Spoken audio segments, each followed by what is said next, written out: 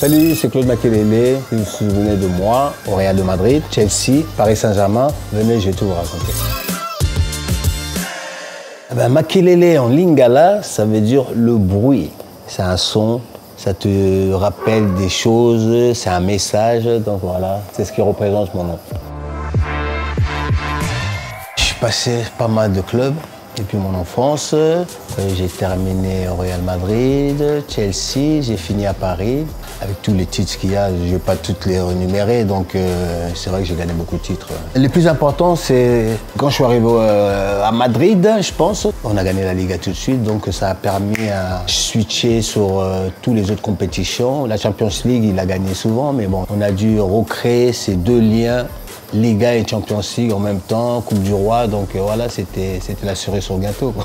Et à Chelsea, c'est pareil, c'est les mêmes histoires, quoi. Ça faisait 50 ans qu'ils n'avaient pas gagné la Première Ligue. On a tout chamboulé, quoi. On a mis Chelsea dans les rails au premier plan, à rivaliser avec Manchester United, Arsenal, à l'époque Liverpool. On s'est approprié cette place de leader pendant des années. Partout où je suis passé, j'ai pris du plaisir. Mais c'est vrai que la sensation footballistique où j'ai vraiment appris à progresser, à avoir confiance en moi et à savoir la capacité que j'avais à être un bon joueur, quoi. Un bon joueur ou peut-être plus. À Nantes, c'était des débuts. Après Celta Vigo, là j'ai pris du plaisir footballistiquement parce que c'était exceptionnel. Après il y a eu la récompense du Real Madrid, une confirmation. Je savais qui j'étais et puis c'est vrai que j'ai eu un très très bon professeur qui savait me démontrer ou me faire réaliser qui j'étais vraiment. Donc c'est pour ça que j'ai jamais eu de crainte par rapport à mes performances, surtout de crainte à évoluer avec des joueurs de mon niveau tout simplement, quoi. Et ce professeur c'était mon père, c'était quelqu'un, je pense, il n'y en a aucun qui lui arrive à la cheville, même maintenant au niveau footballistique, il connaissait parfaitement le football. C'est pour ça que je me dis que j'ai fait cette carrière-là, parce que j'ai eu un vrai élément aux côtés de moi, quoi. Et pour rappeler que mon père c'était un très très grand joueur déjà à la base, un numéro 6 à l'ancienne. Et c'est vrai qu'on en parle rarement, c'est vrai que la plupart des Africains en général, les Congolais, m'ont toujours dit que si j'aurais eu les qualités de mon père, je serais un autre joueur. Alors vous imaginez. Je crois que c'est l'année où beaucoup de joueurs nouveaux, quand arrivaient, ils ne savaient pas où se mettre parce que c'est un vestiaire très difficile à prendre sa place, quoi. Donc quand on arrivait, on voyait les nouveaux, ils ne savaient pas où se placer, donc nous ça nous faisait rire, donc bon, on essayait de mettre notre coéquipier à l'aise, on lui disait bon voilà ta place est là-bas.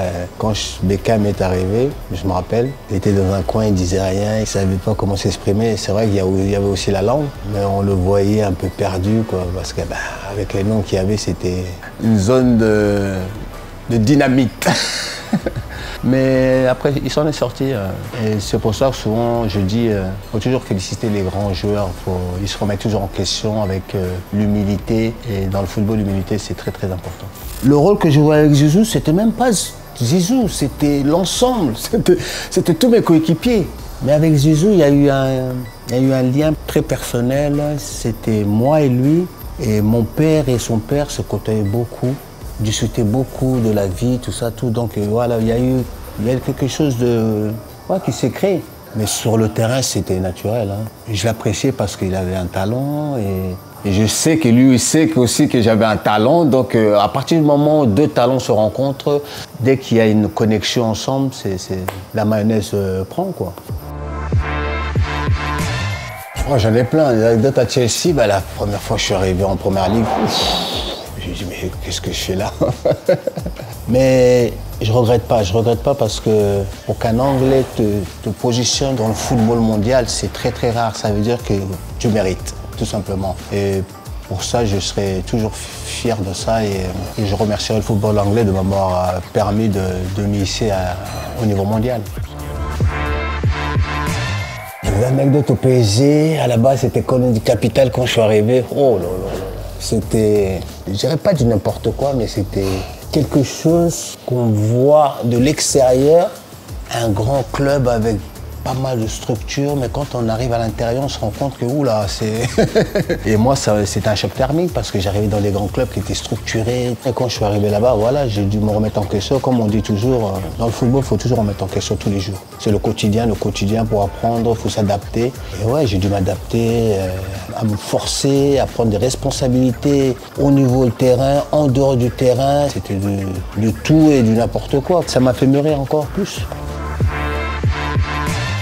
J'ai toujours estimé que le football est très simple. On a tous un devoir dans une équipe, on joue à 11. Donc moi, j'avais la capacité de tout faire. Dribbler, faire marquer, récupérer les ballons, défendre. Et je pense qu'un joueur doit avoir 3 capacités dans une équipe. 3 rôles. Parce que souvent, on banalise un joueur, c'est un attaquant, s'il doit marquer des buts. Non, un attaquant doit aussi jouer sur le côté, sur les 2 côtés. Et dans l'axe, ça veut dire qu'il est multifonction. Donc cette permutation qui fait que souvent, on se crée des espaces entre les lignes. Un attaquant doit apprendre ça. Mais la seule chose qu'il doit faire, quand le ballon est dans la surface, il doit y être. Voilà. Ça, c'est son obligation. Milieu de terrain pareil, défenseur pareil. Moi, j'ai fait tous les rôles. C'est pour ça que j'ai été assez complet. J'ai su analyser mes adversaires, mes coéquipiers, savoir leurs mouvements. Je pouvais même dribbler, aller marquer, mais je savais que dans ce genre de position, c'était pas nécessaire de dribbler. C'était une passe très propre, une passe en profondeur. Donc voilà, c'est tous ces concepts qu'avec tes coéquipiers, avec l'entraîneur, ça doit être une cohésion. Avant un match, j'analyse mes adversaires. Je visualise qui peut faire la différence. Il faut cibler souvent le leadership. J'avais cette capacité-là à savoir qui était le plus dangereux dans un match. Voilà, je prenais ma responsabilité, je n'avais pas besoin de dire à l'entraîneur. J'essaie d'équilibrer par rapport à la vision que j'avais du match. Et c'est vrai que je me trompais rarement, quoi. Le football a changé, je pense, plus de l'extérieur qu'à l'intérieur. Donc à partir du moment où il y a beaucoup de changements de l'extérieur, ouais, ça contamine l'intérieur. Un entraîneur doit être un éducateur. Il doit faire progresser ses joueurs à tous les niveaux. Un joueur doit avoir une capacité de jouer 3 postes. Et quand l'entraîneur aime le jeu, aime ses joueurs, il doit faire comprendre, il doit donner un vrai message à ses joueurs parce qu'un joueur a la capacité de faire tout. C'est important, mais avec des règles, avec une discipline. C'est très important. Mais ça se transmet. Il y en a beaucoup, mais bon, je reste quand même sur le petit Mbappé.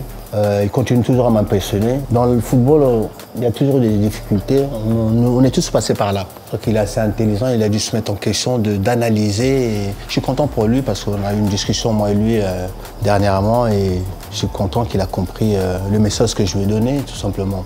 C'est des choses entre moi et lui, mais il avait eu du mal à...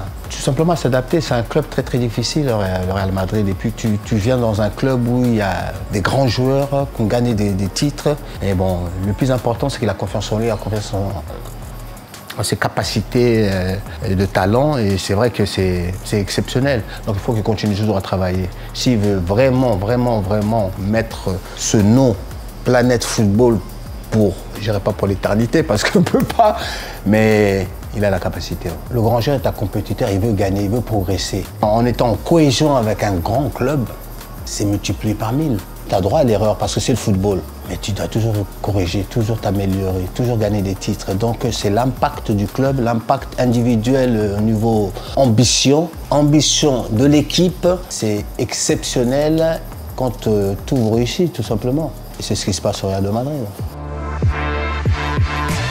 Mon regard sur le nouveau Chelsea en progression, et c'est souvent des histoires des grands clubs, des grandes équipes. Ils surfent sur l'histoire que les gens ont fait avant, tout en s'imaginant pas, en se mettant pas à la place de ces gens-là qui ont su créer quelque chose d'exceptionnel. C'est ce qui se passe au Real Madrid. Quand on arrive au Real Madrid, on doit se mettre à la place de ceux qui ont fait l'histoire pour savoir qu'est-ce qu'ils attendent de vous. Et je pense que pour l'instant, il n'y a que le Real qui a réussi à le faire. Le Bayern le faisait, le Milan AC le faisait, la Juventus le faisait. Et toutes ces valeurs-là, ils l'ont perdu. Et c'est difficile à retrouver parce que le football a changé de l'extérieur.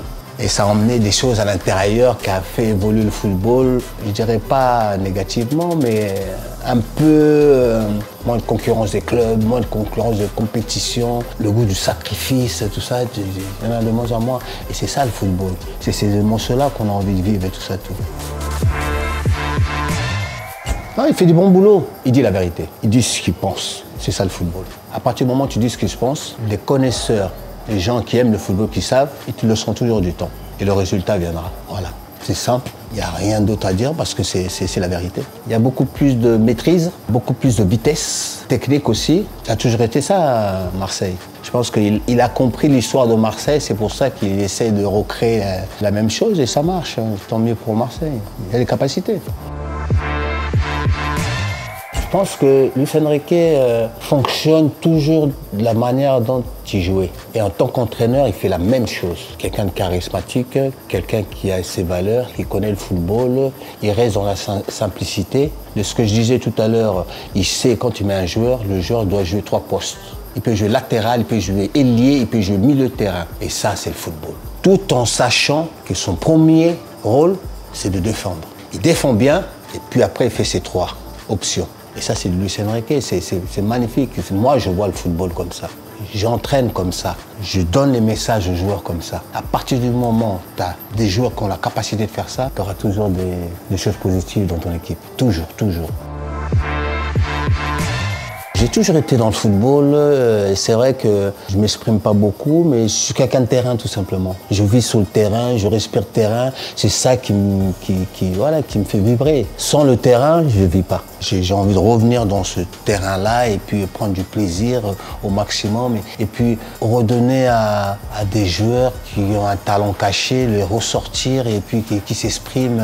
Et ça, c'est le plus gros trophée pour moi. J'ai fait pas mal de choses. C'est vrai que souvent, c'est se donner un peu de valeur, on dit ouais, il est prétentieux. Non, c'est pas question de prétention. À partir du moment où je vois des talents évoluer, je me rappelle quand je suis arrivé à Chelsea, la plupart des joueurs, on les prête à droite, à gauche, sans voir leur valeur, sans voir... parce qu'il y a certains joueurs, ils peuvent pas aller dans n'importe quelle équipe ou en prêt. Il faut évaluer exactement où il peut s'exprimer. C'est vrai que quand je suis arrivé, j'ai revu ça, j'ai regardé ça, j'ai dit non, on doit changer notre façon de travailler, tout. Mon rôle, c'était directeur technique au niveau des joueurs de prêt et professionnels. Donc il y a eu des joueurs qui étaient en difficulté comme Rudiger à un moment, j'étais obligé de l'aider. Je le repositionnais, je lui ai parlé, il est revenu à l'entraînement, tout. Donc c'était des suivis où on avait besoin de ce genre de joueur. Regarde, il est au Real Madrid. La première chose, quand il a eu cette opportunité du Real Madrid, il est venu me voir, il m'a dit qu'est-ce que t'en penses. J'ai dit cours, c'est une opportunité que t'as. Pourtant, il avait le Bayern, il avait Paris Saint-Germain, j'ai dit, tu veux gagner des titres? Là, tu en as déjà gagné, Champions League, tout. Mais tu veux vraiment devenir un joueur de cette valeur-là? Vas-y là-bas, côtoie les grands joueurs. Tu vas comprendre ce que c'est. Et je suis content pour lui. J'ai eu Chalobah, il était à Lorient, donc je les ai suivis. Chalobah, il jouait au milieu de terrain, je l'ai fait jouer derrière. J'ai dit à son entraîneur, fais-le jouer derrière. Il n'a pas la capacité de jouer au milieu. Je l'ai convaincu c'était son meilleur poste. Regarde, il est devenu le meilleur défenseur.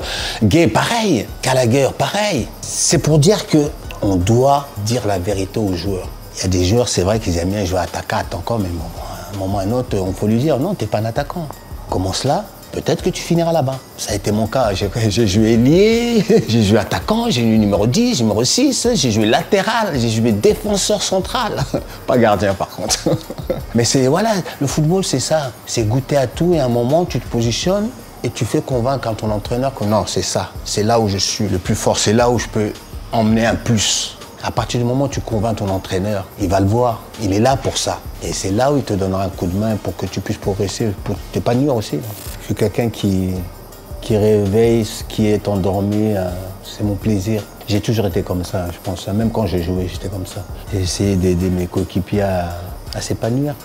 Et moi aussi, je m'épanouissais en même temps. C'était ça le secret. Voilà, c'est ce genre d'entraîneur que je veux être.